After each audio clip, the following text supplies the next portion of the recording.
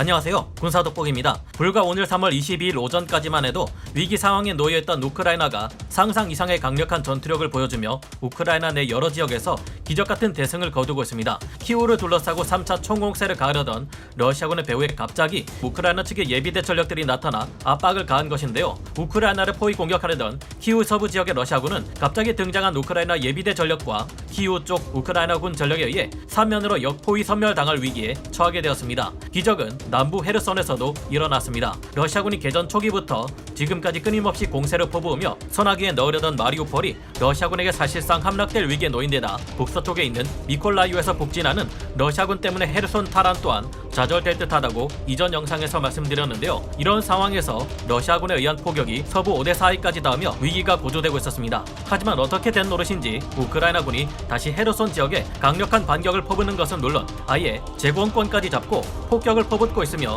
도심지 내에서는 시민들이 러시아군과 친러 헤르손 괴뢰 정부의 반기를 들어 크게 저항하고 있다는데요. 어떻게 하룻밤 사이에 우크라이나 상황이 이렇게 유리해질 수 있었을까요? 지금 당장 알아보겠습니다. 전문가는 아니지만 해당 분야의 정보를 조사 정리했습니다. 본의 아니게 틀린 부분이 있을 수 있다는 점 양해해 주시면 감사하겠습니다. 오늘 오전에만 해도 키우 서부에 있는 이르핀과 부차 지역에 러시아군 세계 연합군 전력이 자리를 잡고 있었습니다. 러시아군의 17개나 되는 대대 전술단 그리고 대규모 포병이 이 지역에 투입되어 격렬한 공세를 퍼붓고 있었던 것으로 파악되는데요. 그런데 어디선가 기적처럼 나타난 우크라이나군 예비대들이 서쪽에서부터 나타나 러시아군의 배후를 쳤습니다. 이 예비대들은 최소 2개 여단 이상으로 완편된 기계화 부대였고 키우 북서부 쪽의 M07도로 축선, M06도로 축선을 따라 전진하며 드루지아나, 마카리우 앞까지 들이닥쳤습니다.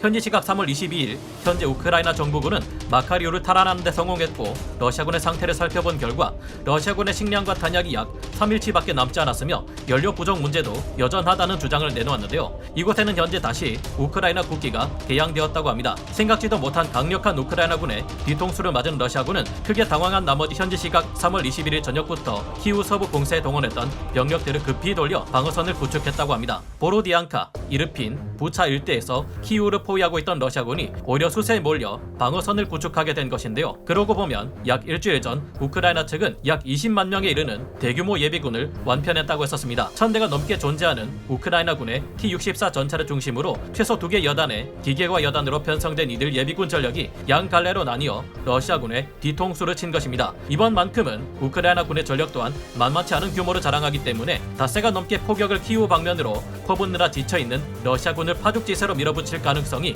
높아 보이는데요. 이 두 예비대 전력이 크게 선방할 경우 공격받을 위치에 있던 전방 키우 쪽에 우크라이나군까지 합세해 동쪽, 북쪽, 서쪽 3면에서 러시아군을 역으로 포위, 섬멸할 수 있게 된 것입니다. 그런데 우크라이나군의 기적은 오늘 여기서 끝이 아닙니다. 3주 동안 마리우폴 주변의 러시아군은 도시 내부로 잔혹한 포격을 반복했습니다. 항복하라는 러시아군의 권유에도 불구하고 끝까지 결사항전을 다짐했던 마리우폴 지역에 우크라이나군의 투지가 정말 대단한데요. 그런데 이 마리우폴을 접수하고자 러시아가 너무 무리를 해버린 듯합니다. 이 때문에 헤르손이 비어버리자 우크라이나군이 무서운 기세로 이곳을 탈환하려 하고 있다는데요. 현지 시각 3월 21일 우크라이나 총참모부가 밝힌 바에 따르면 우크라이나군이 헤르손 도심지 외곽 35km까지 진격했고 우크라이나군 해군 육전대와 항공군이 협공을 통해 러시아 방어선을 타격하고 있다고 합니다. 놀라운 점은 이 지역에서는 우크라이나군이 오히려 제공권을 장악하고 수-25 전폭기를 동원, 항공폭격 지원까지 퍼부었다고 합니다. 미국에 A-10이 있다면 러시아에는 수-25가 있다고 할 수 있을 만큼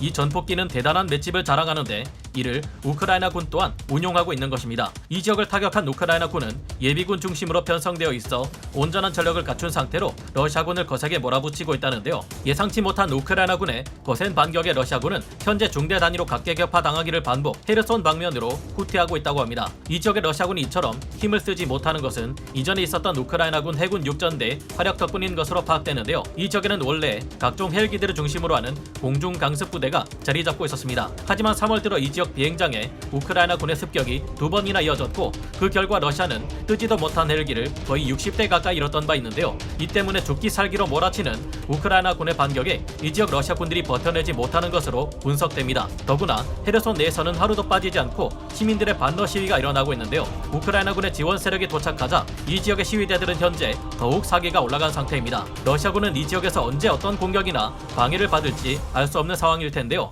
이 같은 상황은 현지 시각 3월 20일 11일 러시아군이 시위대에게 해서는 안 될 짓을 해서 악화된 결과이니 자업자득인 셈입니다. 키우 쪽에서나 이 헤르손 쪽에서나 러시아군은 현재 보급이 끊겨 시간이 지날수록 더욱 불리해질 전망인데요. 그런 반면 우크라이나에서는 새로운 예비군을 더 끌어모아 40만 명에 이르는 대군을 편성할 것이라는 놀라운 계획을 발표했습니다. 이렇게나 많은 부대들이 사용할 무기와 탄약이 부족할 수 있게 미국에서는 현재 지정사수 소총으로 쓰이는 정확도가 높은 M14 소총을 지원하기로 했는데요. 게다가 앞으로는 미국에 의해 스위치 블레이드라는 무인 공격기까지 지원될 것이라고 해 러시아군의 피해는 더욱 커질 수 있을 듯합니다. 이 스위치 블레이드는 보병 한 명이 등에 지고 다닐 수 있는 작은 드론이라 언제 어디서 기습 공격을 해올지 알 수 없으며 직접 부딪혀 폭발하는 방식으로 러시아 전차들의 치명적인 피해를 안길 수 있을 듯합니다. 이런 상태이니만큼 자국 군인들을 아낀다면 러시아에서도 이제 그만 침략 야욕을 버리고 우크라이나 내에서 고생하고 있는 군인들을 모두 불러들여 집으로 보내준다면 얼마나 좋을까 하는 생각을 해보게 됩니다. 오늘도 역시 이 전쟁이 하루빨리 끝이 나기를 바라며 군사 돋보기 여기서 마치고요. 다음 시간에 다시 돌아오겠습니다. 감사합니다. 영상을 재밌게 보셨다면 구독, 좋아요,